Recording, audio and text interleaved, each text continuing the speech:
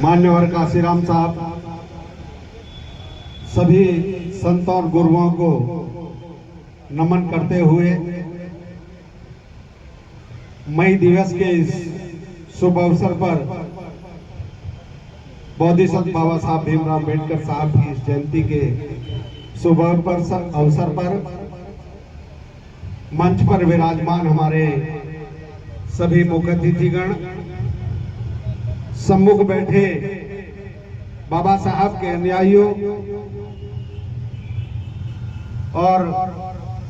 महर्षि वाल्मीकि जी के अनुयायियों, सभी लोग बड़े उत्साह के साथ जन्मोत्सव में भाग लिया है। मैं इस मौके पर आए हुए सभी साथियों का मंच के माध्यम से स्वागत और अभिनंदन करता हूं। साथियों, आज बाबा साहब के जन्मदिन का लगभग पूरा महीना अप्रैल का रहा है। उसी कड़ी में हमारे भाई मोहित सूद जी के नेतृत्व में हमारी इस कमेटी के साथियों ने, क्योंकि मोहित सूद जी युवा नेता हैं और इस कार्यक्रम को देख करके ये लग रहा है कि मोहित सूद जी की जो कमेटी है इतनी एक्टिव कमेटी है। अगर आप लोगों का प्यार, आप लोगों का सहयोग रहा, हमारे साथियों, ये हमारे युवा बच्चे आपके समाज के सितारे बन सकते हैं, ऐसी आशा और उम्मीद मैं आप लोगों से करता हूं। हमारे साथियों, बाबा साहब के बारे में पूर्ववक्ता साथियों ने बताया और मैं तो साथियों कहना चाहता हूं कि बाबा साहब वो शक्ति है इस देश के दबे कुचले शोषित समाज के लोगों को जो बाबा साहब ने दिया है। साथियों, जितना उनके बारे में वर्णन किया जाए, बाबा साहब के बारे में जितनी चर्चा की जाए उतनी कम है साथियों। और क्योंकि जीता जागता उदाहरण मैं आप लोगों के सामने हूं। मैं मामूली सा कार्यकर्ता रहा। इस बहुजन समाज पार्टी के कार्यकर्ता को दोस्तों बाबा साहब के मिशन में अगर मैंने इस जीवन के 30 साल न लगाए होते तो शायद मुझे इस मंच से अपनी बात रखने का मौका नहीं मिलता। साथियों, मैं आप लोगों से कहना चाहता हूं कि बाबा साहब ने जो जोत इस देश और विदेश में जलाई है, जो इस देश में दोस्तों जागृति पैदा की है, जो इस देश के लोगों का मार्गदर्शन किया है और जो बाबा साहब ने देने का एक सबक सिखाया है। बाबा साहब ने कहा था कि बहुजन समाज के लोगों, अगर आप चाहते हैं कि आप लोग आगे बढ़े, आप लोगों की आने वाली पीढ़ी आगे बढ़े,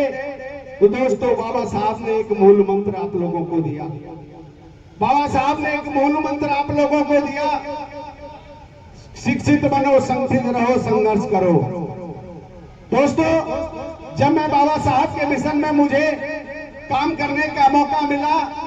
सामान्य साथियों, इन 3 लाइन के अलावा दोस्तों मुझे कुछ नजर नहीं आया। मैंने अपने व्यापार में ध्यान नहीं दिया, दूसरे किसी काम में ध्यान नहीं दिया, लेकिन बाबा साहब के इस मिशन में दोस्तों शिक्षित बनो, संगठित रहो, संघर्ष करो, इसको मैंने अपने आप में उतारा, अपने जीवन में उतारा और संकल्प लिया। साथियों, आज सच्चाई के साथ आप लोगों को बताना चाहता हूं कि जो मैंने सोचा नहीं था, जो जीवन में मैंने कामना नहीं की थी, और मैं नहीं साथियों, पूरे देश में ऐसे कम से कम हजारों करोड़ों लोग हैं जिन्होंने बाबा साहब को पढ़ा और बाबा साहब के इस मूल मंत्र को पढ़ा और बाबा अपने जीवन में उतारा। दोस्तों, उन लोगों को मैं समझता हूं कि विकास का रास्ता नजर आया, उन लोगों को विकास के रास्ते पर जाने का मौका मिला। दोस्तों, अगर हम शिक्षित बनेंगे, अपने आने वाले बच्चों को शिक्षा का ज्ञान देंगे, उनको उस लाइन में दोस्तों खड़ा करेंगे, मैं आप लोगों को ये विश्वास दिलाना चाहता हूं कि वो आगे आने वाले समय में इस देश के महान व्यक्तित्व बन सकते हैं, उस देश के महान व्यक्ति बन सकते हैं, उनका विकास हो सकता है। सब लोग चाहते हैं कि हमारी आने वाली पीढ़ी विकसित हो। तो दोस्तों, बाबा साहब के बारे में जितना कहा जाए उतना कम है, यहाँ वक्ता बहुत है। मैं तो केवल अंत में आप लोगों से कहना चाहता हूँ कि बाबा साहब को अगर चाहते हैं कि बाबा साहब का मिशन आगे बढ़े, और दोस्तों हमें आगे बढ़ने का मौका मिले, आने वाली पीढ़ी को बढ़ने का मौका मिले, हमारे साथियों बाबा साहब के बताए रास्ते पर चल करके साथियों ऐसे लोगों को भी मैं जागृत करना चाहता हूँ, ऐसे लोगों से भी निवेदन करना चाहता हूं जिन्होंने बाबा साहब के बारे में दोस्तों पढ़ना लिखना नहीं सीखा है, जिन्होंने बाबा साहब को नहीं पढ़ा है। दोस्तों कहना चाहता हूं विशेषकर बैकवर्ड समाज के लोगों से, यहाँ मंच पर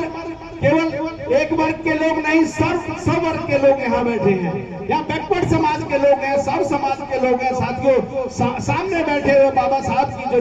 जन्मोत्सव पर यहाँ इकट्ठा हुए सब समाज के लोग इकट्ठा हुए हैं। दोस्तों बाबा साहब ने समानता का संदेश दिया, बाबा साहब ने समता मूलक समाज की स्थापना का संदेश दिया। दोस्तों उसी कड़ी में मैं कहना चाहता हूं कि जो लोग बाबा साहब की बात को नहीं समझ सके, जिन्होंने बाबा साहब की बातों को नहीं पढ़ा, बाबा साहब के किताब को नहीं पढ़ा, उनके जीवन को नहीं पढ़ा, दोस्तों उनको भी बाबा साहब ने देने का काम किया है, जिसका जीता जागता धर्म मेरा जैसा छोटा सा कार्य करता है।